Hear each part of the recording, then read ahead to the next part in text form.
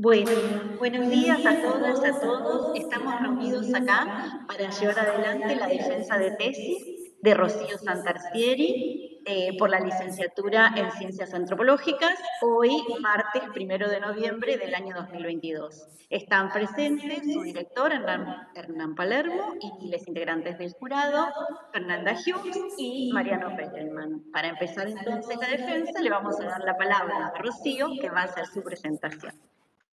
Buenísimo. A ver, voy a poner esto así ya. Y no sé qué. O sea, ¿dónde está? Esto así. Share screen. Compartir. Vamos a presentar. Perfecto. Ahí va. Seteado esto. Bueno, buenos días. Muchas gracias por estar acá.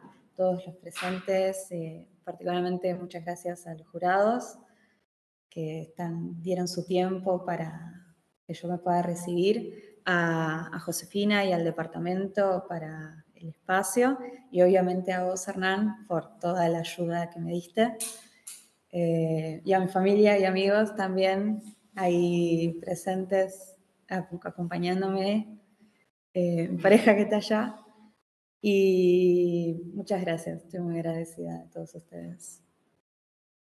Mi tesis de licenciatura, que yo titulé Aterrizaje forzoso, sentidos en crisis en la experiencia de desarrolladores de software de un unicornio tecnológico golpeado por la pandemia. Es un título un poquito largo, pero sintetiza las ideas principales de lo que hice. Voy a más o menos estructurar mi presentación de forma que primero les voy a dar un poco de contexto de cómo construí el referente empírico, con quiénes trabajé para hacer esta exploración. Luego voy a ahondar un poco en la metodología que utilicé, principalmente en etnografía digital, y cuáles fueron algunas de las estrategias que tomé. Y luego voy a una de las cosas más importantes, los hallazgos que tuve. Y por último, para cerrar, un par de líneas futuras o preguntas que me quedaron abiertas en mi trabajo.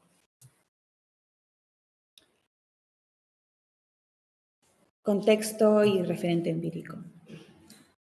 El contexto del estudio, yo realicé mi trabajo durante el primer año de la crisis pandémica, en un sector tecnológico en donde muchas de las empresas en realidad fueron creciendo exponencialmente debido a las condiciones y boom de la digitalización por la pandemia, con una empresa en particular que, contrario a las otras empresas del sector, por ser una empresa de turismo, tuvo un cese total de sus ventas y unas grandes pérdidas económicas. Debido a estas pérdidas económicas, la empresa desarrolló distintas políticas para reducir los costos generales de la empresa, que llevó a muchos de los trabajadores a decidir abandonar la empresa, incluso en un contexto en donde estaba la prohibición del despido por decreto.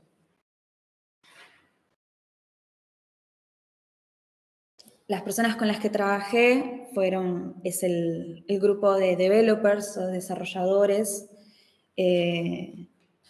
Encuentro que su autodenominación como developers o desarrolladores es una categoría nativa que habla de una separación que se hace con el simple hecho de programar, si no serían programadores, y también del cómo el idioma inglés atraviesa todo el espacio.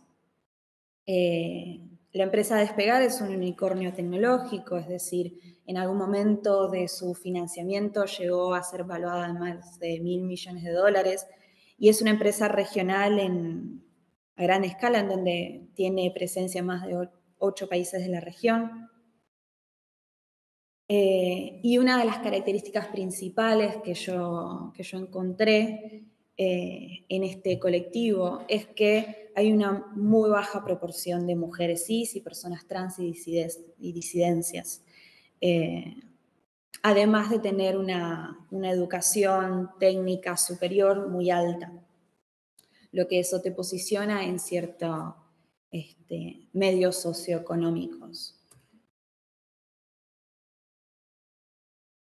Metodología, como llevé a cabo mi investigación,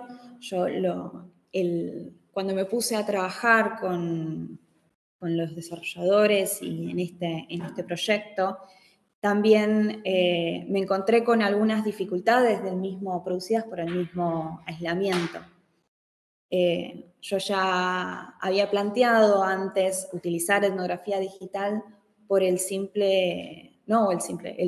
crucial hecho de que estas personas son creadores de tecnología y tienen un uso intensivo de la tecnología. Entonces la tecnología atraviesa todas las prácticas sociales que tienen. Pero a la vez investigar desde lo remoto en un medio que yo tomo acá de cotidianización del INS Ribeiro, también me hizo repensar la etnografía digital en términos de ser lo central en mi metodología.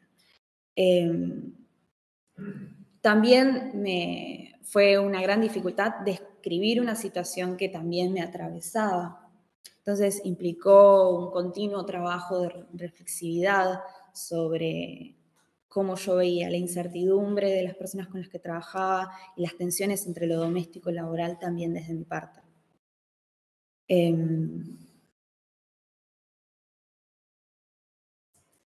Un poco como técnicas de construcción, de registro y análisis de corpus, seleccioné canales digitales que consideré cruciales por donde las personas transitaban, conocimiento que tomé en parte por un momento de exploración y también laboral. Yo trabajé en la industria del software, entonces ya también tenía una red de allegados a la industria, pero a la vez también esto implicó un trabajo de continua vigilancia epistemológica sobre lo que yo sabía y tenía naturalizado. Y en ese sentido, el grupo de estudios de antropología del trabajo me ayudó mucho en este trabajo de continua reflexión de lo que estaba viendo. Para reconstruir multisituadamente el campo, utilicé observaciones de interacciones en espacios virtuales, plataformas como Telegram, Discord, LinkedIn, WhatsApp, llamadas, también entrevistas, conversaciones fluidas por mensajería, notas periodísticas, blogs especializados, un montón de materiales de fuentes secundarias, documentos e informes oficiales de la empresa, ser una empresa pública.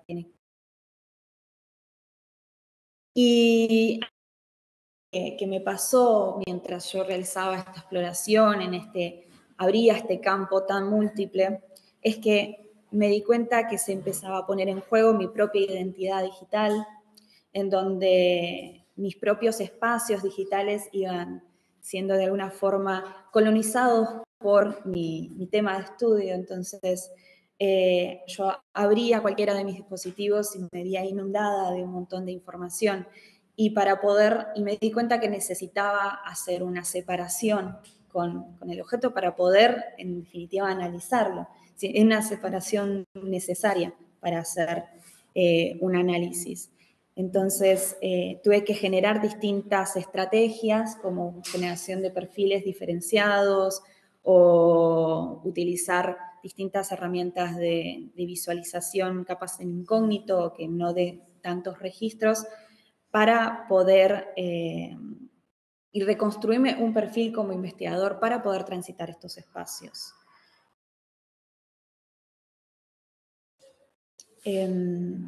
La exploración, y acá traigo un poco las preguntas que dirigieron mi exploración, que se enmarcan en realidad en discusiones de la antropología del trabajo, por un lado, y por el otro, discusiones en torno a las nuevas tecnologías, a la digitalización y al capitalismo cognitivo contemporáneo. fueron en torno a cómo fue la transición al trabajo remoto de estos desarrolladores y la pandemia. Preguntas como cuál es el impacto del avance de la digitalización, qué fuerza de trabajo se demanda en las empresas donde la tecnología es el centro del modelo, qué sentidos y valores se construyen alrededor de la experiencia laboral de los trabajadores, y cómo inciden las políticas empresarias en estos sentidos, cómo es la organización de la vida cotidiana de los trabajadores y qué efectos tuvo la pandemia en estos hogares.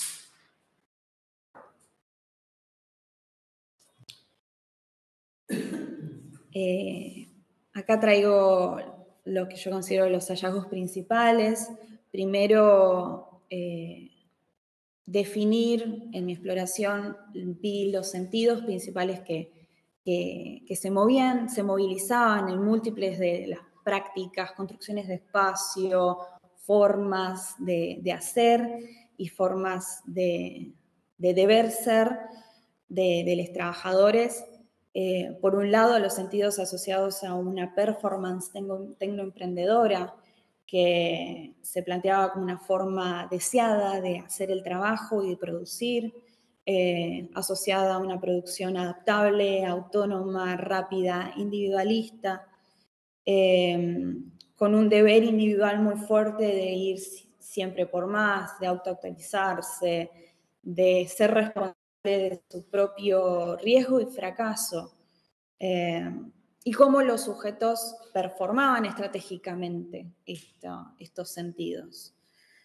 Y por el otro, asociada y siendo utilizada por esta performance, tomo el concepto de Himanen, de ética hacker del trabajo, como un deber ser, un dispositivo moral que planteaba y gira, transforma el centro de la actividad económica en vez de ser trabajar en términos económicos, sino trabajar por placer. O en realidad no se trabaja, sino que es una suerte de motivación por ocio.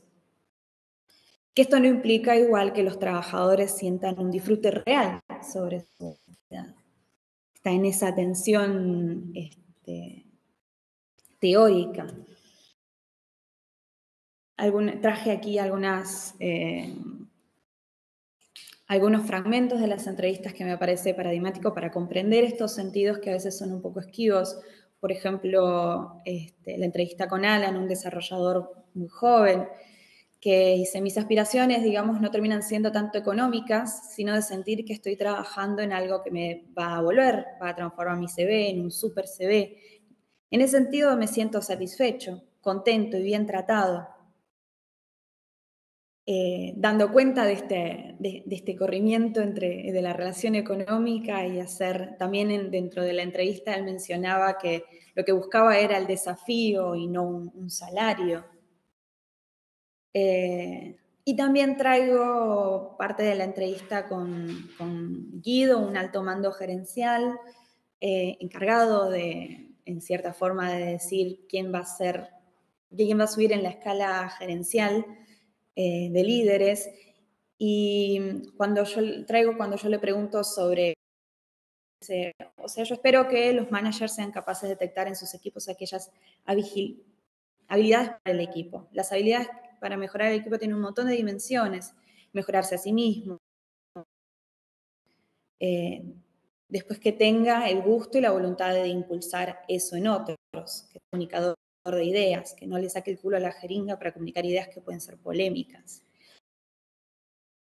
Traje este fragmento porque me parece paradigmático cómo dentro del equipo, los líderes de equipo son aquellos trabajadores que mejor tecnoemprendedor y motivan a otros a performar de esa forma. También el líder de equipo tiene un papel muy de trabajo, de ser el gestor de las emociones de estos trabajadores con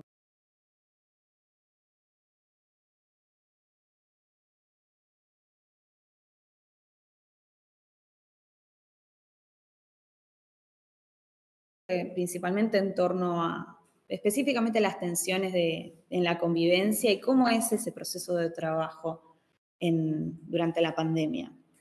Por un lado, vi como fenómenos que tenían precedencia al periodo, como la utilización de metodologías ágiles y estos sentidos se potenciaron, o los conflictos relacionados a esto se potenciaron durante la pandemia. Las metodologías ágiles, como para que se comprenda un poco mejor, es una forma de organizar las tareas y las decisiones que le da que se apoya en cierta agilidad y continua mejoramiento del producto.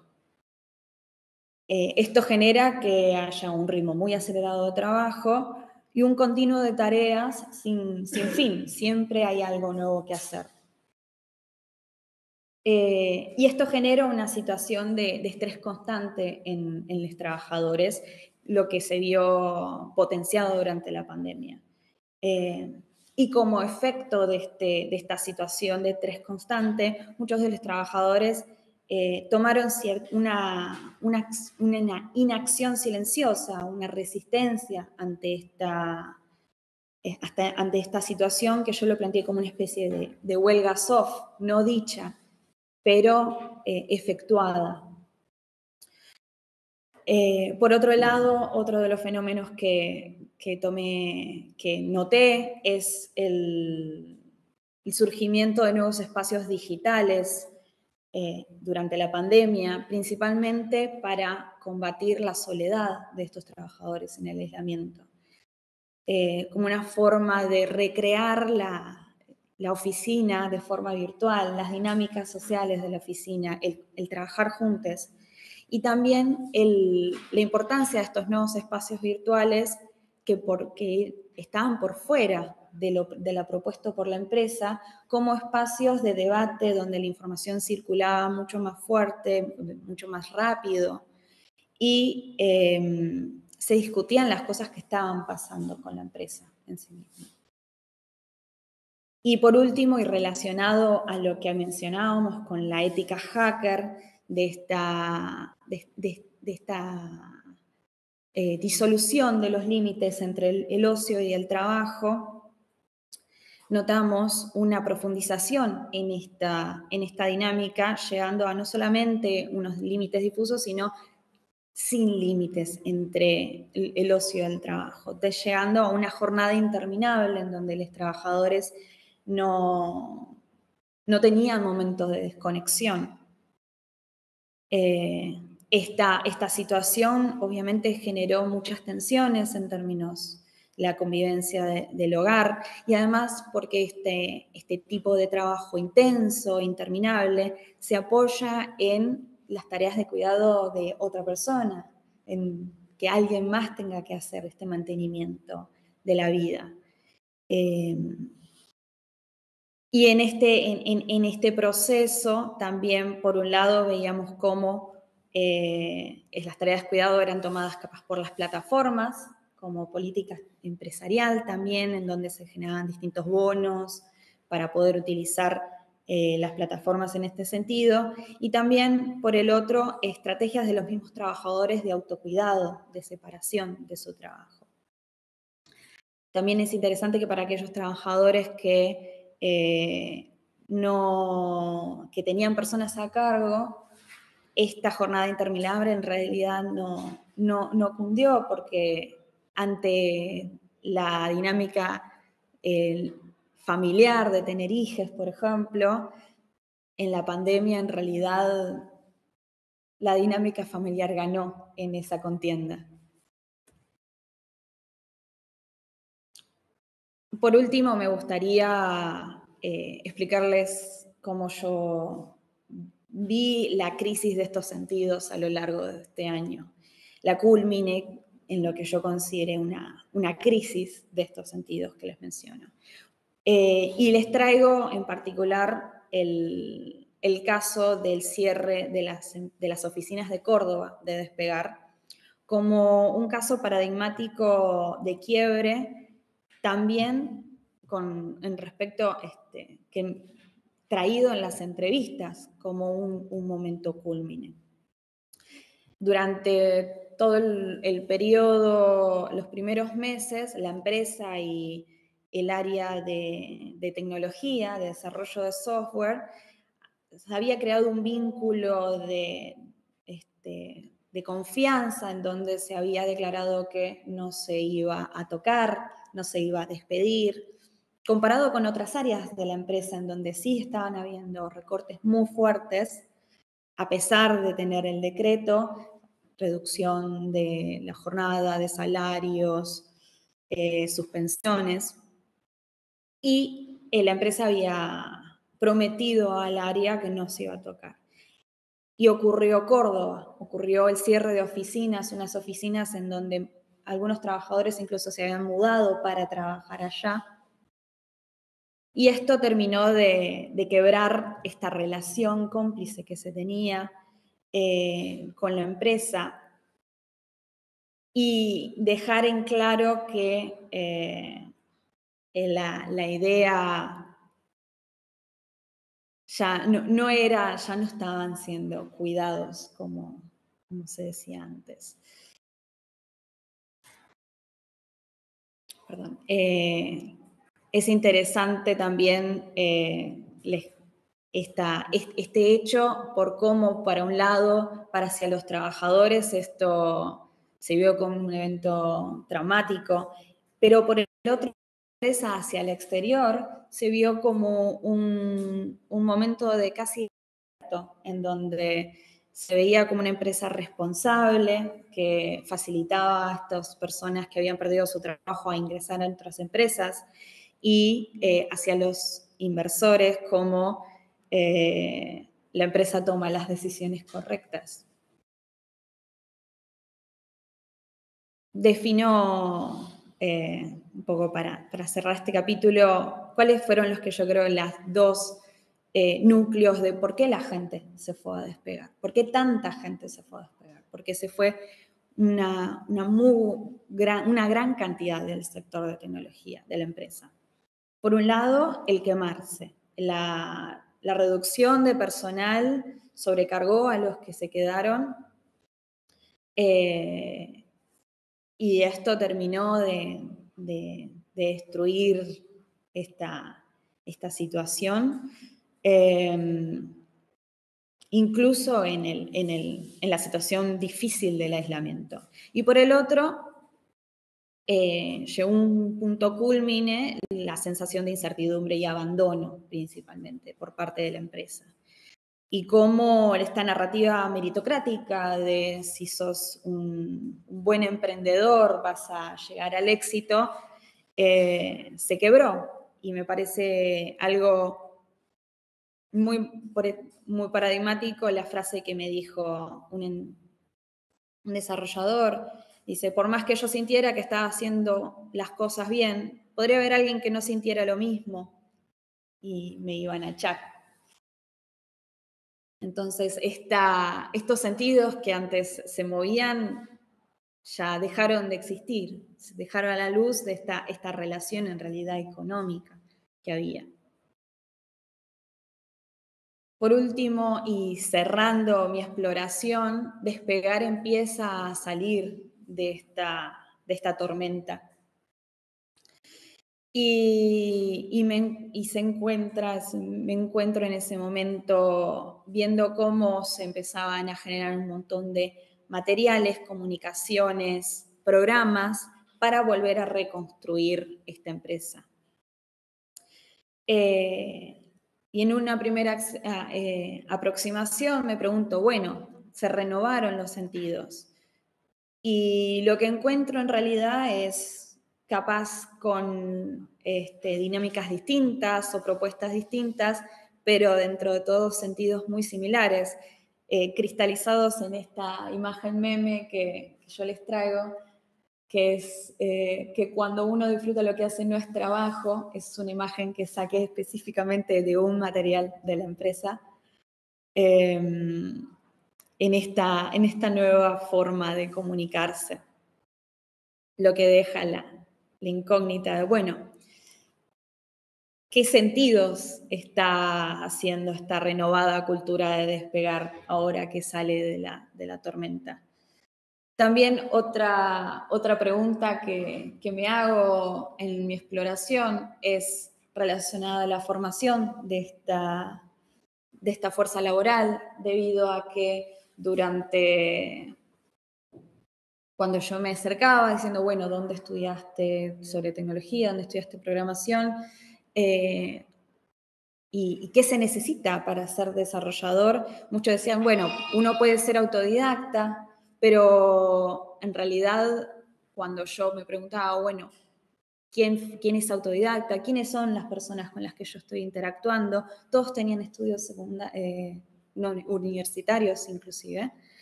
Entonces, en realidad, una de las líneas que yo propongo profundizar es un poco, bueno, esta formación en tecnología en relación a también qué políticas públicas se puede hacer con respecto a esto. Una aproximación más profunda de los estudios de género, múltiples conflictos que he podido ver en torno a cómo este tecnoemprendedor era en general masculino, cómo vivían esta performance las desarrolladoras mujeres.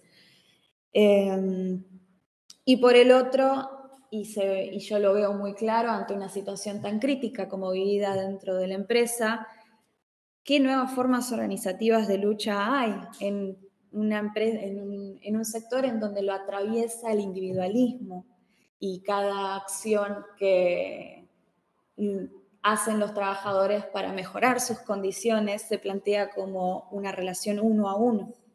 Y hay un montón de políticas y formas y también los trabajadores en sí mismos desincentivan el sindicalismo, hay cierto rechazo a la idea. Entonces, bueno, ¿qué nuevas formas organizativas de lucha hay, si puede ser dentro del sindicalismo, por ejemplo? Y eso es todo. Muchísimas gracias por escucharme.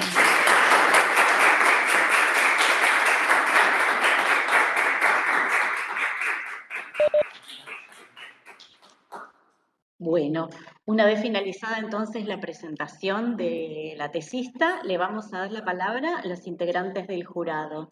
No sé quién de los dos va a empezar, les voy a pasar la computadora para que hagan su devolución.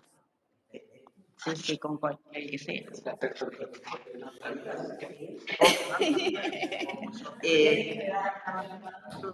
Empiezo como para tranquilizar, por decirlo de alguna forma, y romper este clima así. Y después te paso, y tengo algunos comentarios y preguntas para hacer, pero en serio, para empezar, felicitaciones porque realmente llevar adelante este trabajo y la tesis durante la pandemia, ya eso es absolutamente para sacarse, pero mientras muchos quedamos así, vos lograste eso con un equipo gobernante, pero no cualquiera lleva adelante este trabajo y escribe una tesis durante los 2 años espantosos que pasan. Dicho eso, te paso, Mariano, después yo tengo más comentarios, pero me parece importante. Muchas gracias. Bueno, entonces empezamos también con los comentarios y las felicitaciones. Ahí también. ¿Puedo dejar de compartir? Ah, sí. Así anoto las... Bueno, me pone un poco nerviosa. Es la primera defensa híbrida, así que estoy como presencial y virtual al mismo tiempo. Las otras fueron virtuales, parte de las transformaciones en la pandemia. Bueno, felicitaciones. Gracias. Felicitaciones al equipo también, porque una de las cuestiones que me parece que tiene la tesis da cuenta de ese trabajo colectivo que se está generando y produciendo conocimientos a distintos niveles desde este proceso estudiar el trabajo en múltiples dimensiones, en múltiples lugares, como equipo, también como personas individuales, que ese trabajo se nota es rico y enriquece los trabajos y nota integrante del equipo también. A mí la tesis me gustó mucho, la leí en 2 partes, como una hasta la fecha de prensa, así que tengo como esa mirada de larga duración. Y van algunos comentarios, a modo de hipótesis también para pensar para adelante. En principio, a ver, yo creo que la tesis trata mucho más que de despegar en la pandemia y ese aterrizaje forzoso. Me parece que es un proceso, entiendo que para entender lo que pasó en la pandemia hay que entender lo que estaba ocurriendo antes, pero me parece que la tesis da cuenta y abre muchas líneas de investigación sobre lo que es estas nuevas formas de trabajo. Y estas nuevas formas son objetivas de las empresas también, no solamente de los trabajadores, sino también de las empresas. Con toda esta discusión y esta literatura clásica, la antropología que es la de la hegemonía empresarial, ¿no? Y acá hay otro de pensar las nuevas líneas empresariales también que es interesante para trabajar con grandes, ¿no? ¿Qué son estas nuevas formas de, digamos, sé que es muy hacia la empresa, también está en límites, ¿no? De los y las trabajadores en estos espacios jerárquicos, hasta qué punto hay una línea de corte ahí, la empresa y los trabajadores. Me parece que también hay algo para trabajar en esas líneas de explotación. ¿Hasta qué punto son trabajadores y hasta qué punto se están pensando en otro tipo de trabajadores? Pensando en esta pregunta también sobre la organización y las economías empresariales y la ética hacker, ¿no? Digamos, estás pensando en los desarrolladores, está bien, bueno, vos tuviste acceso también a otro tipo de actores y consultores que te pueden dar herramientas para pensar esa co-constitución, coproducción. Lo voy a llamar empresarial, eso no me gusta tanto esa línea, pero bueno, para pensar en esos términos. ¿no?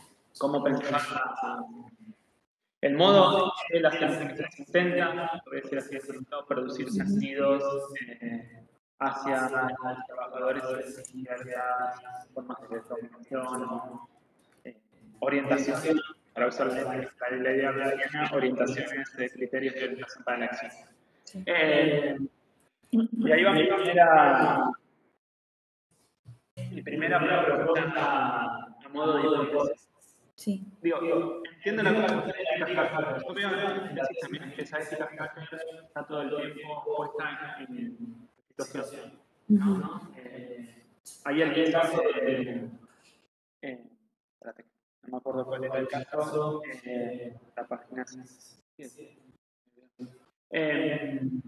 No, como esa es la acusación, cuando a veces una acusación a la hace el patrón, el jefe, ¿no? Como lo acusan de ciertas propias lógicas que deberían generar. Sí. Entonces, bueno, ahí, porque esta acusación es corta de acusación moral y hay esa situación de estas formas éticas, que no solamente es una orientación para la acción anterior, sino también que se está produciendo ahí, ¿no? Esos usos situacionales. Me parece que ahí hay algo interesante para trabajar sobre cómo funcionan esas cosas, más allá de estas éticas que parecen fijas que justamente no lo son, porque lo que está trayendo hacia el final de la tesis es, bueno, ¿cómo se transforma esa ética hacker a partir de la pandemia? Claro. ¿Se transforma en nosotros? Me parece que sí. Y eso va a ser un punto central, me parece, de la ética es muy colectiva y solidaria para todas las personas. Por ahí aparece esto de circular el conocimiento. O sea, a la vez aparece la cuestión del individualismo como valor primordial. Entonces, ¿cómo están la ética hacker más social, este individualismo que aparece en ese juego? No que sean cosas opuestas, sino cómo están puestas en juego en el contexto. Total. Son cosas que conviven, en situaciones y en momentos diferentes, ¿no? Pregunta. Y además, a mí, mientras terminaba de leer la tesis y repasaba la tesis, con todo este proceso de transformaciones políticas, digo, bueno, en relación al sindicalismo, pero no sé si estuviste pensando en términos también de cuestiones políticas más allá de la organización, sino, por ejemplo, el crecimiento de los movimientos libertarios. Porque hay alguna relación ahí, pregunto, en estas cuestiones. No sé.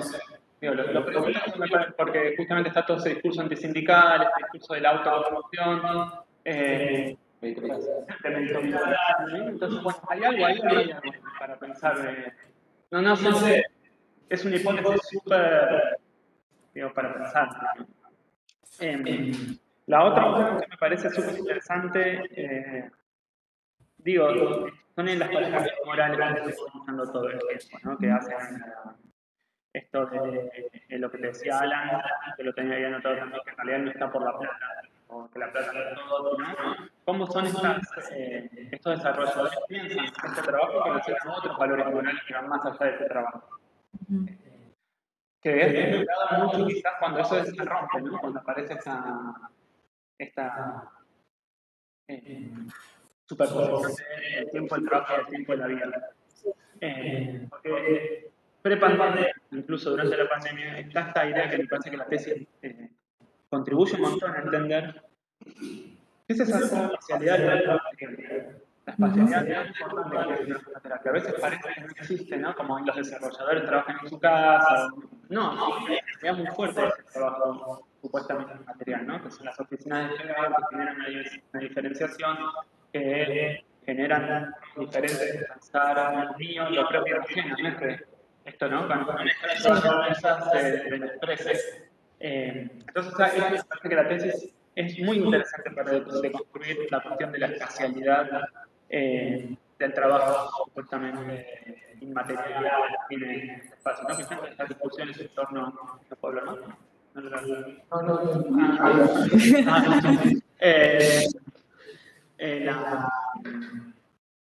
¿En qué andaba? En esto, ¿no? Que los trabajadores de la ciencia, los trabajadores me parece que están dando un espacio, en realidad hay un espacio enorme que hay detrás, y eso me lleva a otro también para pensar, que es esta idea de la etnografía digital, virtual, multisituacional, pero también tiene nuevas empresas multisituadas, que me parece que requieren también las herramientas para pensar desde la antropología del trabajo. O sea, no es el locus del trabajo, se pasa por un montón de otros espacios que me parece que son interesantes. La pregunta es cómo etnografiar eso. Cómo etnografiar ese espacio de trabajo que tiene distintas espacialidades y distintas materialidades. ¿No? En la oficina, la casa, la computadora, las distintas plataformas. Me parece que ahí hay un punto súper interesante. Y pensando en la empresa también, recordaba el clásico de la antropología de los buenos patrones, ¿no? Visto, por ejemplo, el trabajo clásico de Federico Neri sobre fábrica de Villa Obrera y cómo se pone en juego, cómo eso se rompe, pero cómo estas nuevas empresas también construyen una noción de buen patrón. Desde otro lado, ese paternalismo empresarial, que lo que se ve quebrado es, en el caso de Córdoba, este incumplimiento. Sí. Me parece, no solamente cuando hay esas críticas hacia los líderes de los grupos de trabajo en torno a la sociedad, ¿no? Cómo deberían de cómo circulan las acusaciones morales. Si hubiese sido otro patrón, me hubiese quedado, no me respetaba, ¿no? Me parece que ahí también se van construyendo en distintos niveles las nociones, y si vos querés pensarlo de esta manera, la de hegemonía empresarial.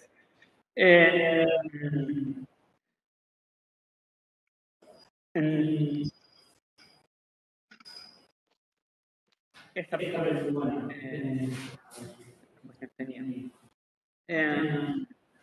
otra cosa súper interesante para pensar el trabajo en términos de estas continuidades de la flexibilidad, lo lúdico, ¿no? Y el trabajo, que es al principio, ¿no? Esta idea del desarrollador empieza como un juego y pegar también, ¿no? Cuando termina diciendo cuando se disfruta, no se disfruta el trabajo, de alguna manera, ¿no?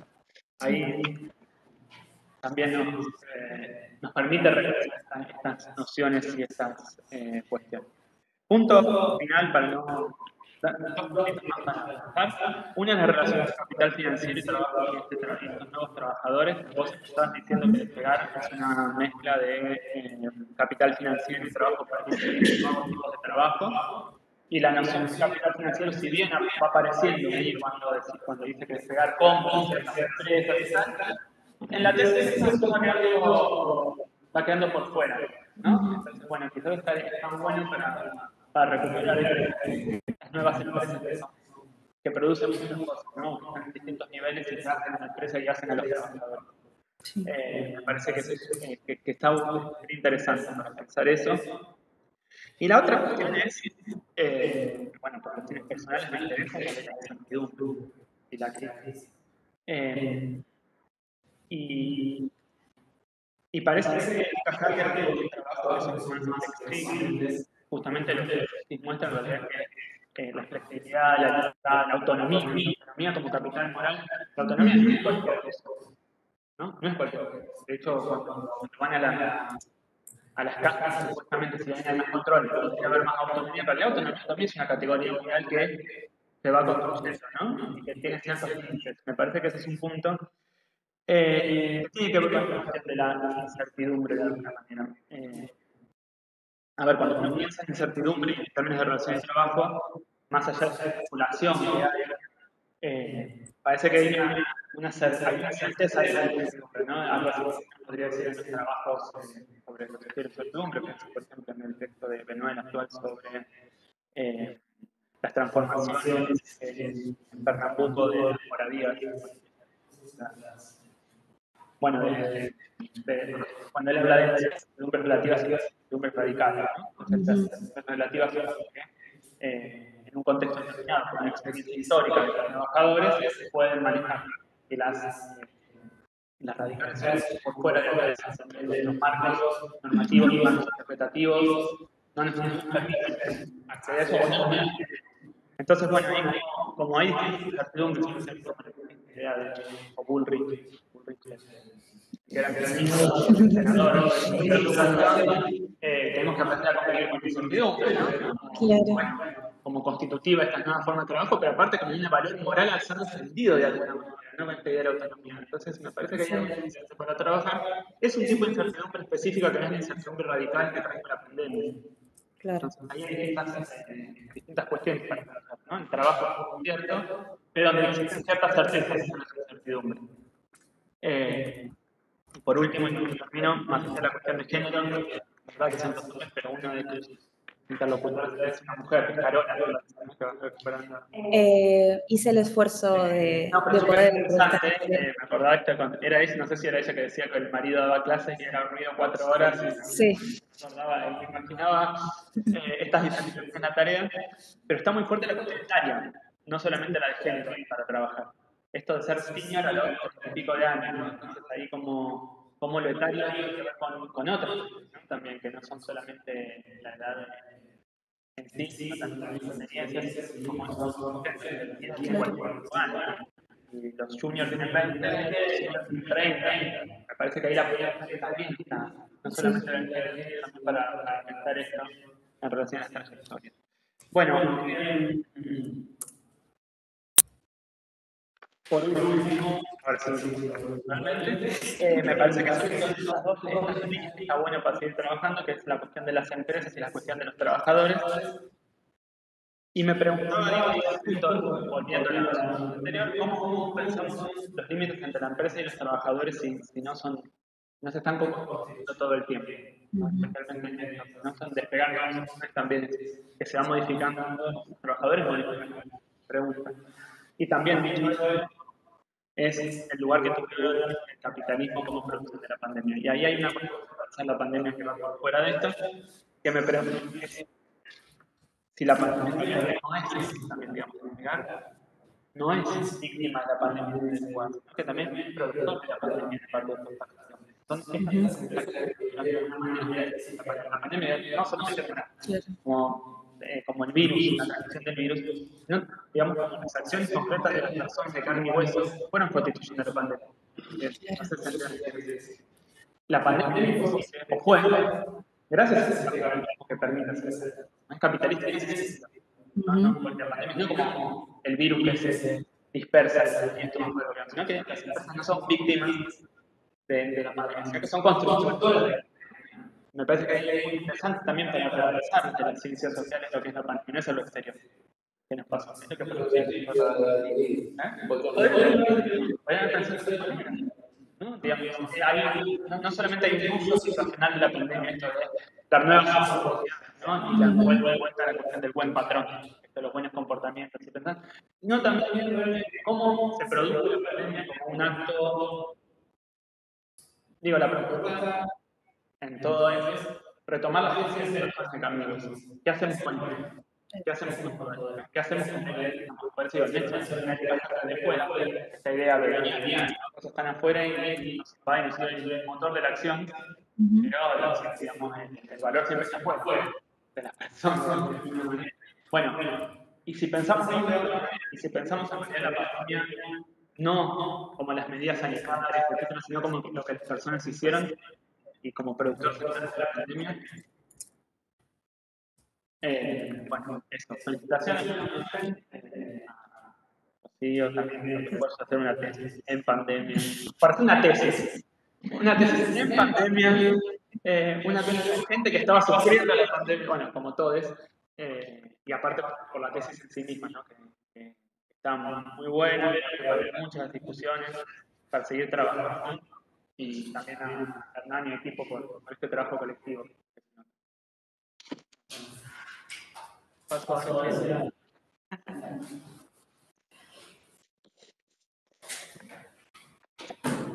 Bien. No voy a repetir algunas cuestiones con Mariano, que estoy de acuerdo. Sí, digamos, por la bibliografía, presentar las seguramente seguir un recorrido similar, así que no tengo muchas diferencias en ese sentido. Creo que hegemonía empresaria vale para analizar sobre todo. Yo la leí, me gusta, pero creo que al mismo tiempo me angustiaba.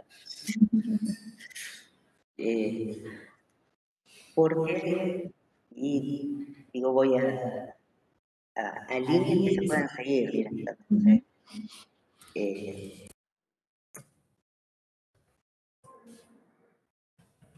Por un lado, sí, esto que de la pandemia no existía antes de la pandemia. Simplemente a la vista. Y son trabajadores que se cuestionan algunas cosas, pero que por determinadas circunstancias se cuestionaban antes. Y sobre todo, me parece, por esto que me gustaba, me angustiaba. Yo creo que el tema, y aparte teniendo en cuenta lo que planteaste de libertarios y demás, y bueno, las últimas dos elecciones que hubo en los últimos meses, septiembre y este domingo, ¿cómo se construyen las objetividades? Para mí es un tema que creo que por eso es angustiado, ¿no? ¿Cómo se construyen las subjetividades? ¿Cómo logran? Porque eso es, me parece que lo describís y un poquito más fragmentos de entrevistas que lo muestran. ¿Cómo se borra la relación capital-trabajo en ese espacio de trabajo? Entonces, en ese sentido, bueno, ¿cómo se construyen las subjetividades, pero profundamente? Porque aparte, pasa así, creo que eso fue lo que terminó de angustiar todo, con esto que planteas, bueno, se cierra la oficina la oficina de Córdoba, todo lo que significa que se enteran por afuera, todos los mecanismos que tienen, pero sin embargo la empresa ya está reconstruyendo y tomando nuevos sujetos que se van a adaptar seguramente a ese no solo eso, que han puesto ahí como ponienda. Sí, Sí. no, por eso digo, ahí ya me del todo el chiste de, menos mal que terminó, pero no, pero porque en serio creo que esa es la construcción de estas sociedades donde una de las cosas también que, o sea, autonomía en feminismo, en feminismo, para que me saque la meritocracia, la flexibilidad, ¿no? Y que para que se estudian el problema del trabajo desde hace más de una década, eran absolutamente cuestionadas y criticadas y cuestionadas por los sindicatos, la flexibilidad laboral, por lo criticado. Y acá, en este momento, los trabajadores lo ven como algo positivo. O sea, digo, ¿qué sucede? Pasaron familia, pero ¿qué sucedió en todo ese proceso para que estos jóvenes, porque eso sí me parece también muy interesante que planteaba Mariano, el tema etario, ¿no? El tema etario, que ahí me da miedo, yo, pero para que acepten y sea un logro y se sientan contentos supuestamente por este tipo de trabajo, y donde ninguno se siente que le están, concretamente, que lo están dando. Lo flexible, aparte que es lo marcado, no solo es diferente cuestiones horarias, al otro, lo flexible hasta en el espacio, que previa pandemia, que no tenía un espacio definido, sino que llegás y está libre. ¿Qué tipo? Yo pensando en esto, es una preocupación que tengo, no solo por las últimas elecciones, sino por lo que se viene el año que viene. ¿Qué es lo que se construye con eso de, bueno, no tenés un espacio fijo, adaptarte, la flexibilidad, aprender a vivir la incertidumbre? Sí, también recuerdo al ministro. Y que aparentemente aprendieron a vivir en la incertidumbre y no lo ven como tal situación.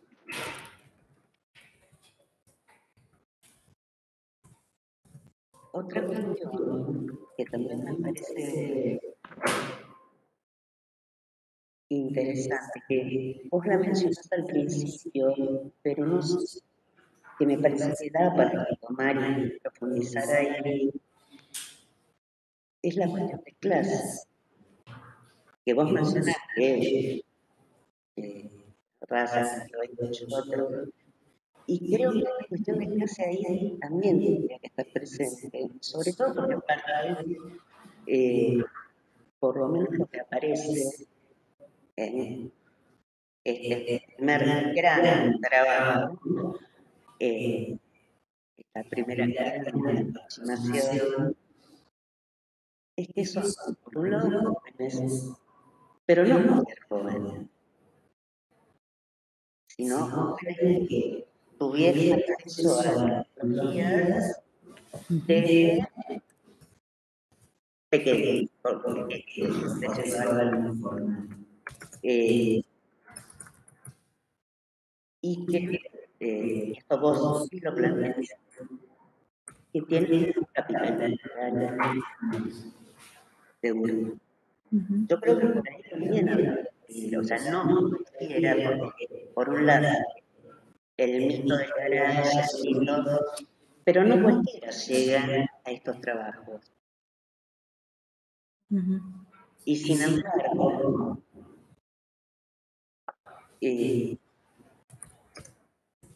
se presentan juicios, porque justamente está centrado, la empresa está centrada sobre, en cuanto a la relación y a la inclusión de los trabajadores, sobre estos valores de la autonomía, de la libertad. Yo decido, yo puedo hacer, y no todos pueden hacer, no todos pueden hacer. En algún punto también mencionas que las entrevistas de trabajo se definen todo eso. A ver, todos los conocimientos técnicos, pero en el capital cultural estaríamos en el de dije el tema de las clases,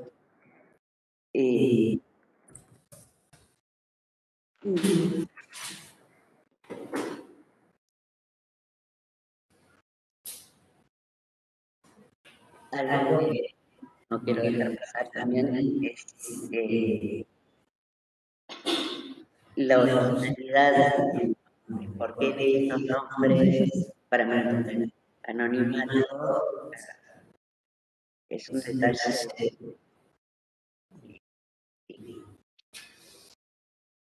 Y algo que, digamos,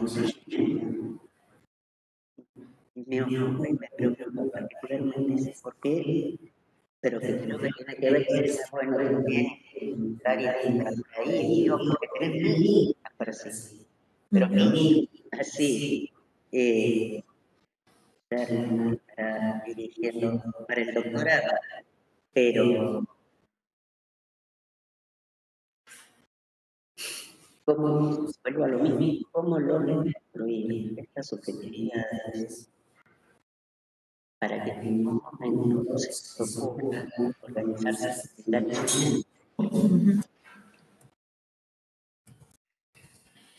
Y además, digamos, pero no trabajo, no creo que de hecho ven como algo de la organización sindical. Sí, hasta que, bueno, en este caso de la pandemia, ni siquiera ahí se plantean algún tipo de organización que represente tus intereses. Creo que próximo, tu próxima invitación para tenernos en cuenta que justamente no se plantean porque está abordada la Comisión Federal del Trabajo y lo que se valora es el individualismo, donde competís con pares, no con y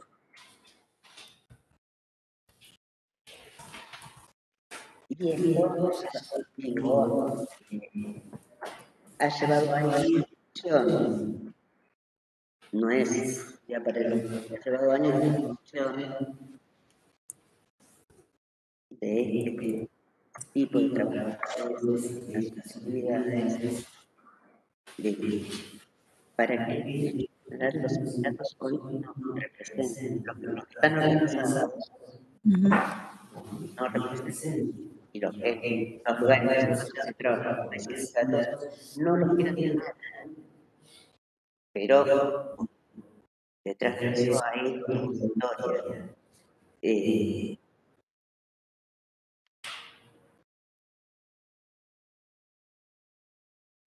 Y una pregunta,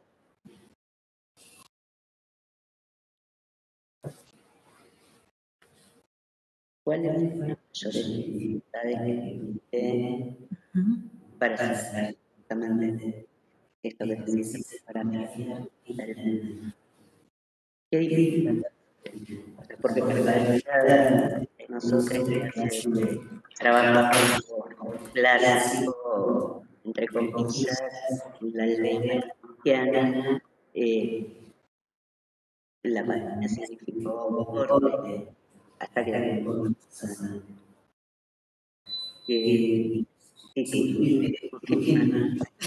Sí, sí. no pasamos qué dificultades tuviste. Eso por curiosidad personal, porque Perfecto. Empiezo. Bueno, muchísimas gracias por todos los comentarios. De hecho, estoy anotando todos porque creo que son todas, en serio, aportes muy importantes a lo que pensé. Líneas futuras para trabajar totalmente.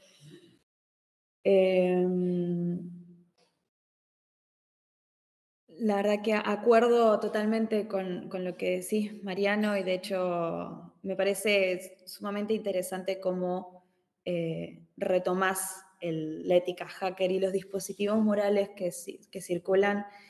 Es algo que me costó mucho también como comprender cómo se manejaba, porque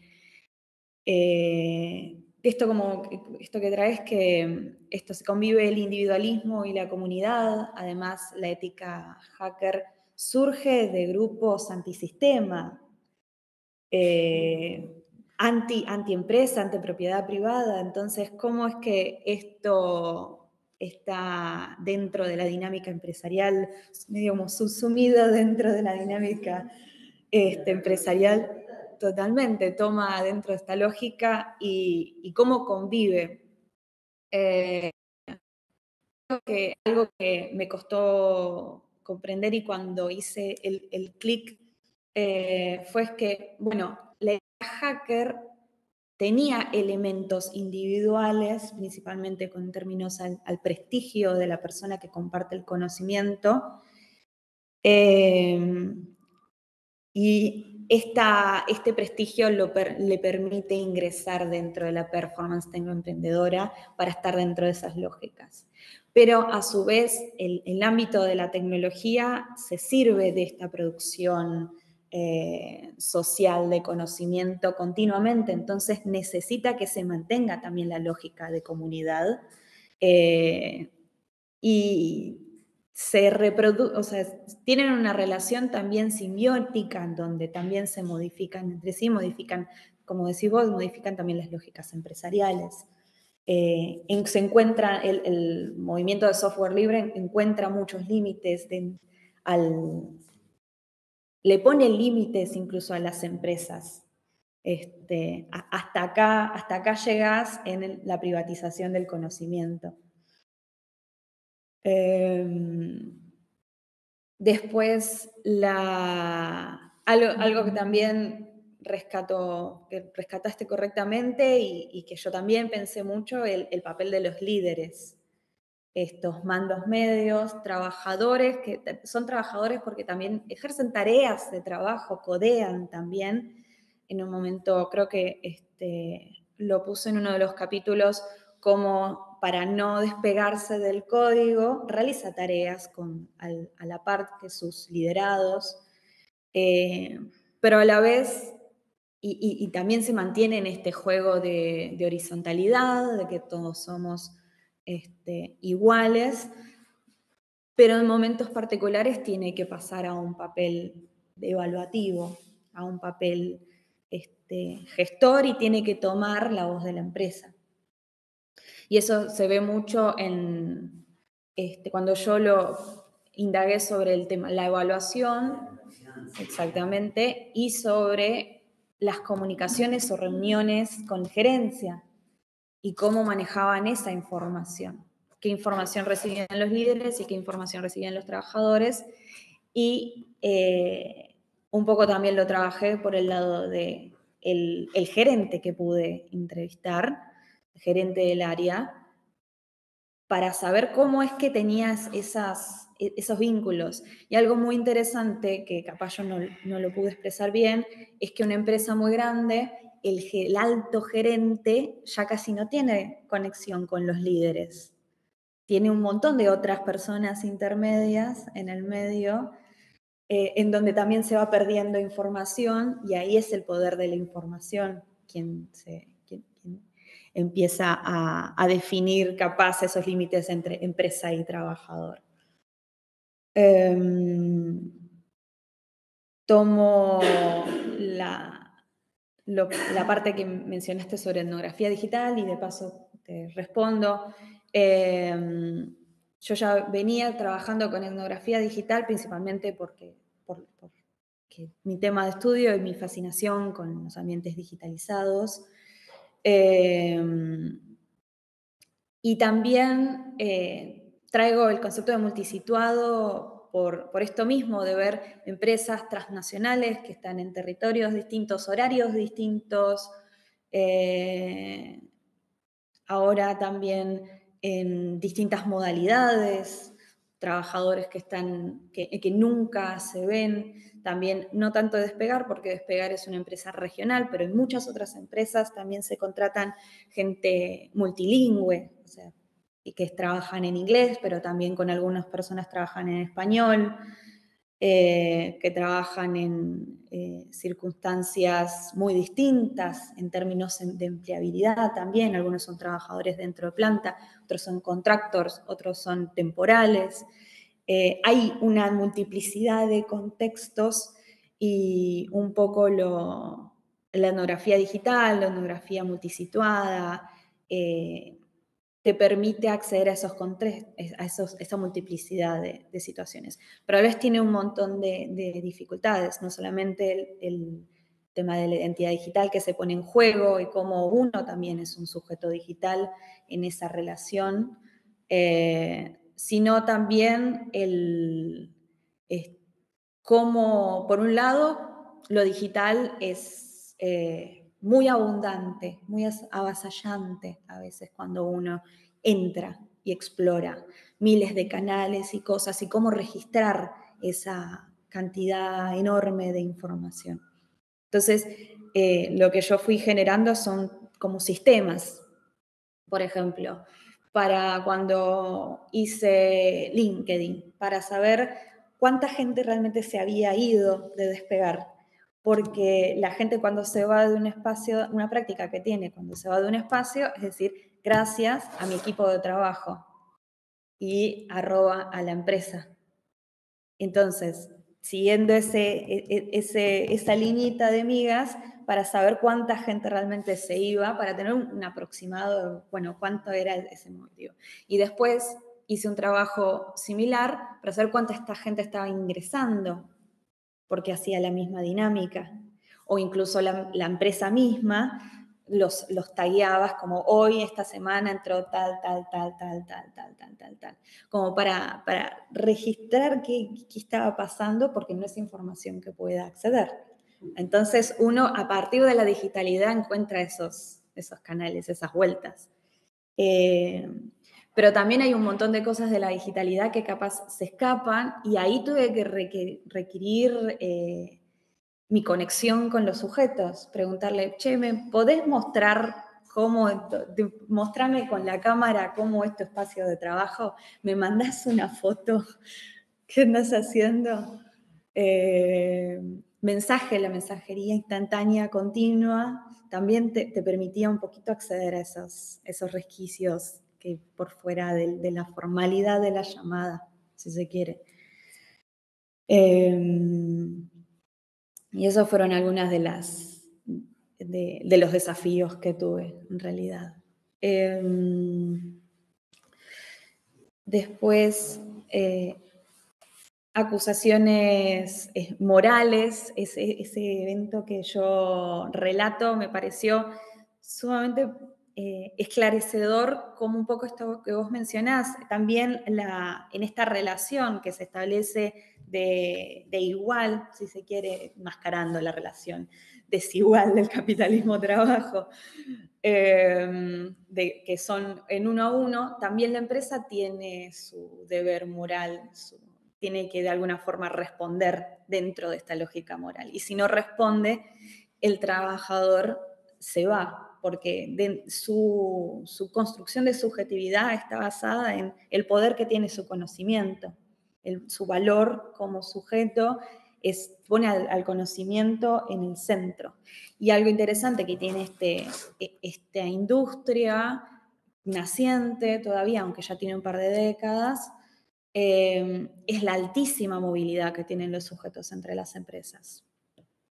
Y cómo algunas empresas se posicionan en puntos de ingreso a esta industria y cómo otras empresas se posicionan como puntos de llegada a esta industria. Llegar a Mercado Libre o a veces Despegar o empresas multinacionales y después ingresar por otras empresas.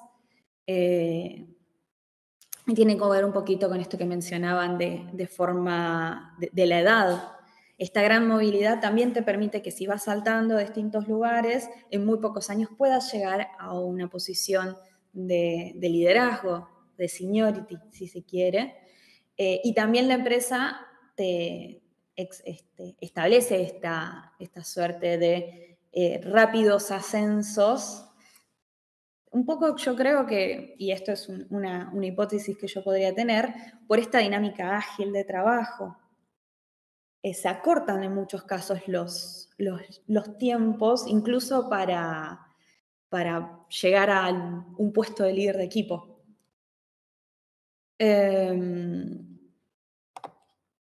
También, bueno, algo que de hecho me gustaría aún profundizar con esto que vos mencionás de los distintos tipos de incertidumbre relativa y radical. Yo noté una diferencia muy clara entre un tipo de incertidumbre y otro tipo de incertidumbre. Una incertidumbre dentro de la misma lógica del trabajo, de la incertidumbre casi que del emprendedurismo tradicional, el ser emprendedor que tiene que ser flexible y adaptable y es más, a abrazar la incertidumbre como forma de oportunidad, y otra incertidumbre, esta incertidumbre radical, crítica, que rompe con todo y te devela las tensiones, las crisis, los conflictos.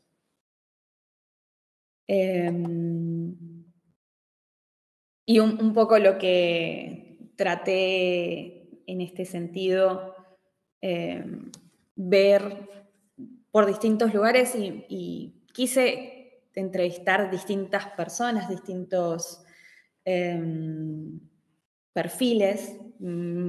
Por eso quise entrevistar a este alto mando gerencial, a líderes.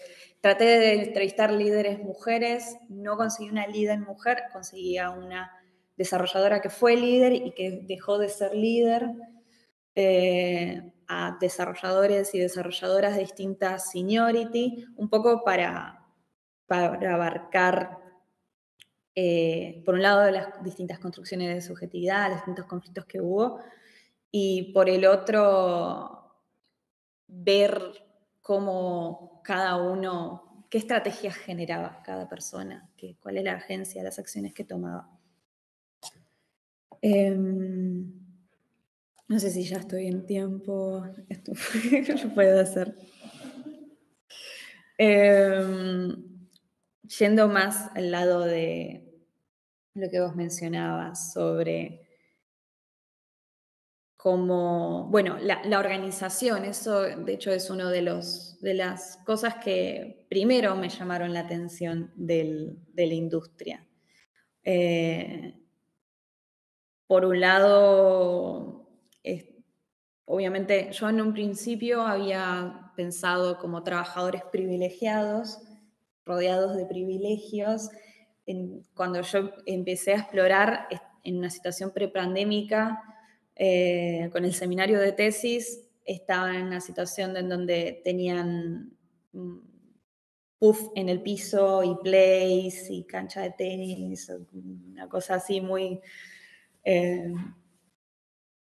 lúdica, negocio institucionalizado dentro de la empresa, tomando categoría de mi compañera, y cómo estos trabajadores tomaban tomaban esto y qué hacían, qué se pensaban, cómo se pensaban en términos de trabajador.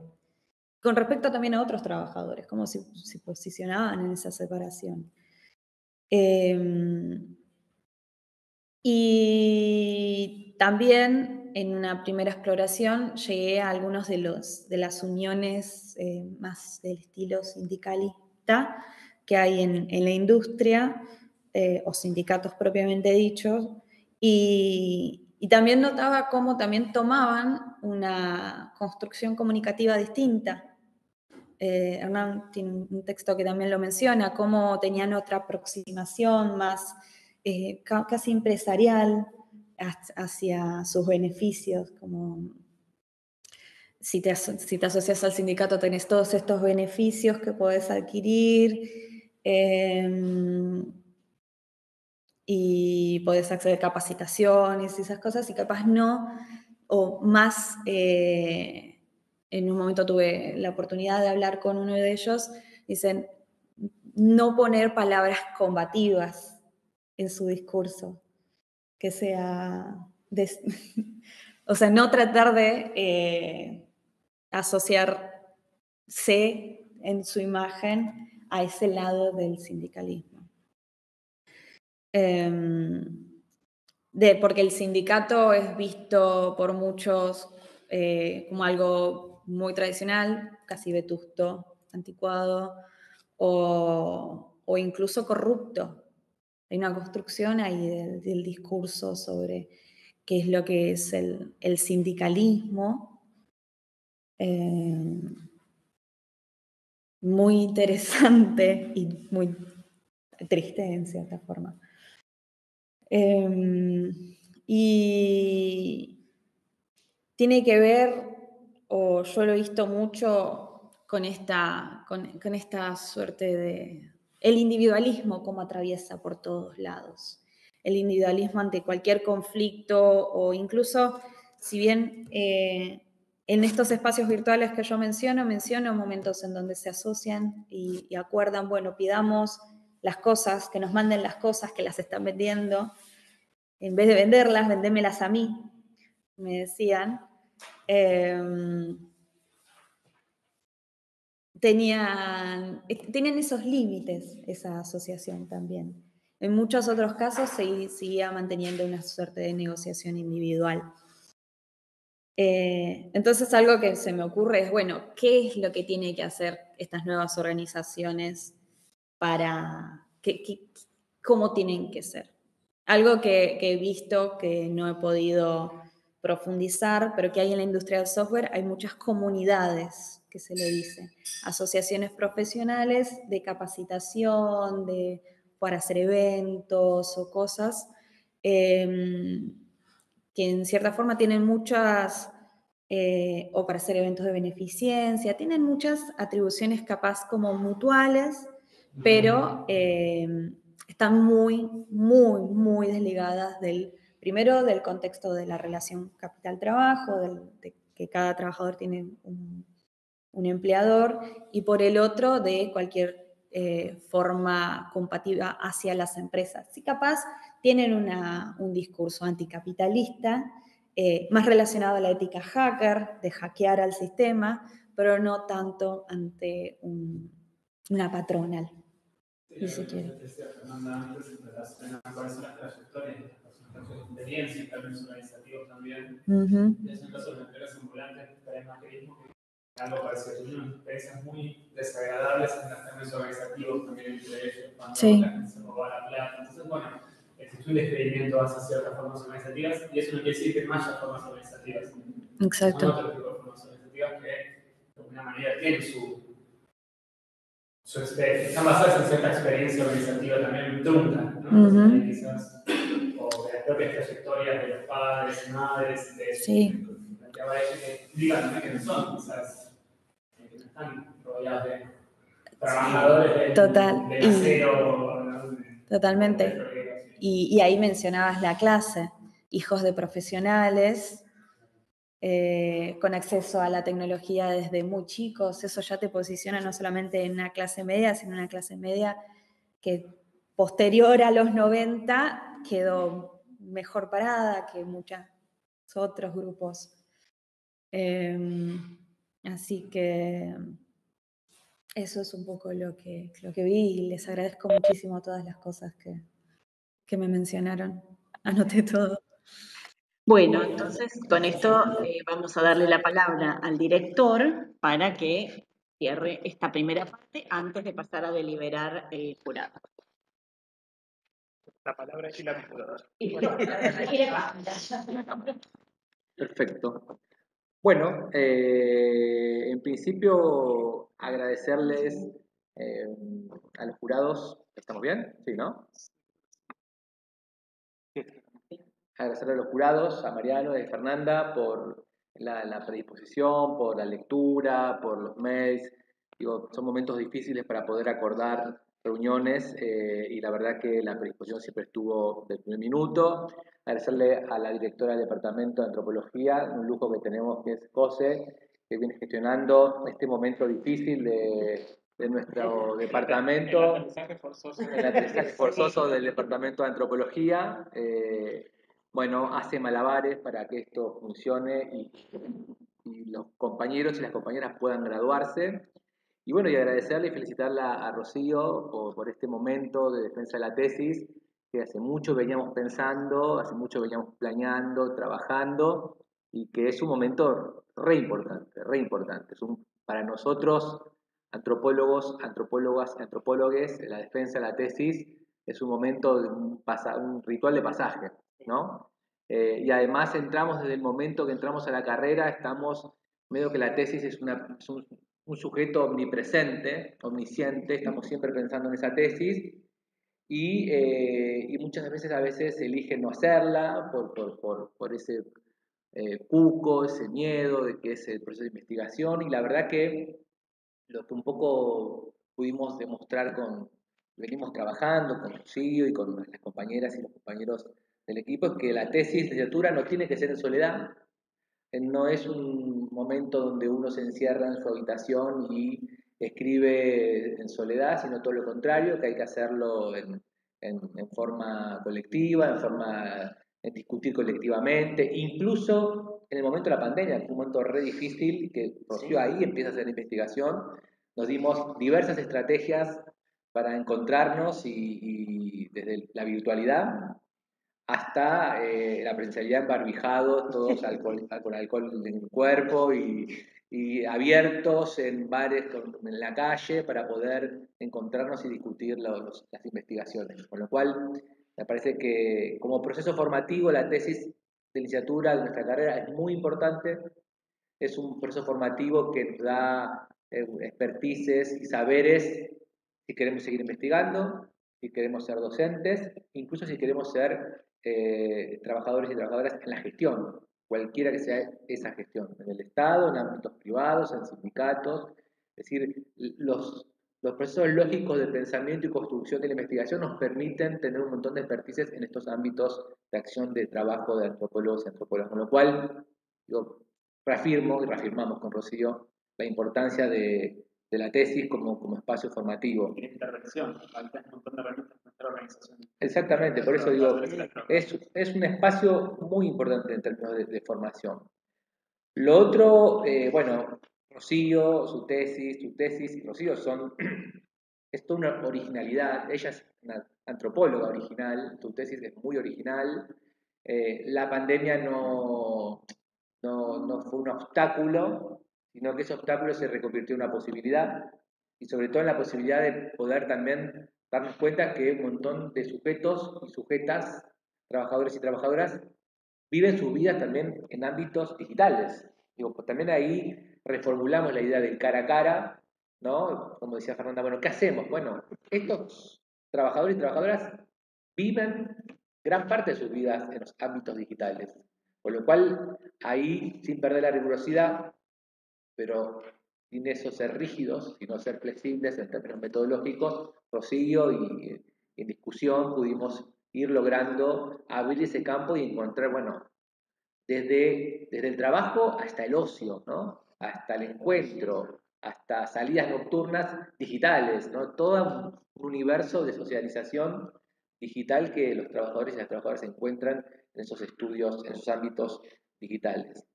Y por último, a mí me parece que la tesis de Rocío tiene una potencia, para seguir obviamente indagando, una potencia de que se marcan los estudios del trabajo, ¿no? Para poder pensar, bueno, cuáles son las transformaciones o las continuidades o las novedades que encontramos hoy en el ámbito del mundo del trabajo a partir de la incorporación de las tecnologías digitales, ¿no? Digo, hay una radicalidad de transformaciones, de continuidades, y en gran medida también nos habla de la etapa del capitalismo, ¿no? Un capitalismo muy atravesado, bueno, acá estamos hablando frente a una computadora, en un salón híbrido, muy atravesado por la digitalización de la vida misma. Ahí hay una clave y también en definitiva también un poco lo planteaba Mariano, bueno, ¿cuál es el sujeto que se interpela, ¿no? Meritocrático, individualista, el sujeto trabajador que se interpela en términos del mundo del trabajo y el sujeto social que se interpela en términos políticos, ¿no? En un contexto político con determinadas características y determinados discursos que uno podría decir, bueno, la individualidad, la meritocracia, la idea del emprendedor, ¿no? Se radicaliza y se hace como se naturaliza en la práctica política. Entonces digo, bueno, para cerrar, agradecerle a Rocío haberme elegido como director, allá ya por hace un par de años. Agradecerle también la oportunidad de poder transitar juntos esta tesis, que también para mí fue un aprendizaje fantástico, y bueno, felicitarla a Rocío, a su familia, a sus allegados y allegadas, que bueno, la facultad, la UBA, la universidad pública, tiene una nueva antropóloga. Hay que felicitarme primero. Pasamos una nueva licenciada en antropología. Bueno, con esto termina la primera parte entonces de la defensa de tesis. Vamos a dejar de transmitir por unos minutos, 10, 15 minutos, a que el jurado elabore el dictamen y después vamos a retomar para hacer la lectura del acta.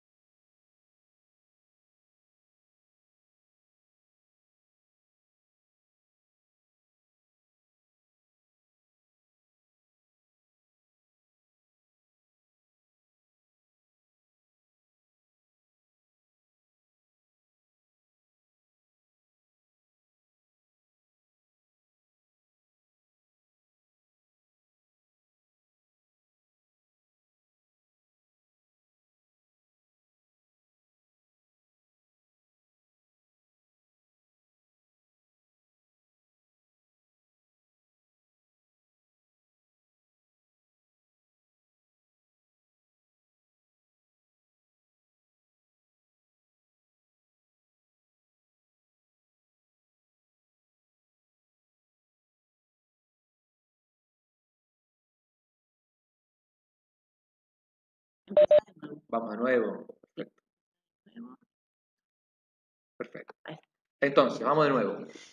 Buenos Aires, 1 de noviembre 2022, 10 horas, se reúne el Tribunal de Evaluación de la tesis de Rocío Belén Santarcieri. La tesis resulta ser un aporte original a los estudios sociales del trabajo en general, de la antropología del trabajo en particular. El estudio se sustenta en un abordaje novedoso vinculado al análisis de las formas en que se trabaja en la actualidad en ámbitos digitales. Se destaca que la investigación fue realizada durante la pandemia, desplegando una metodología de investigación rigurosa y flexible para abordar el caso de estudio. A su vez, la etnografía resulta importante para comprender cómo se reproduce el capitalismo actual y las modalidades de organización empresarial y laboral. Asimismo, indaga en la construcción de las subjetividades de los trabajadores de empresas de uso intensivo de tecnologías digitales. En suma, la tesis es un importante aporte al modo en que se vive y se trabaja en el capitalismo contemporáneo. En cuanto a la escritura, la tesis desarrolla de forma clara los argumentos teóricos, presentando material empírico novedoso. El escrito está organizado de forma coherente. Se destaca el uso de fotos, gráficos y memes como parte explicativa de la presentación del problema. La exposición oral fue clara, sintetizó correctamente los argumentos centrales de la tesis y respondió ampliamente las preguntas y comentarios de los jurados y dejó planteadas líneas y preguntas a futuro. Por ello, la calificación final es de 10 con recomendación de publicación.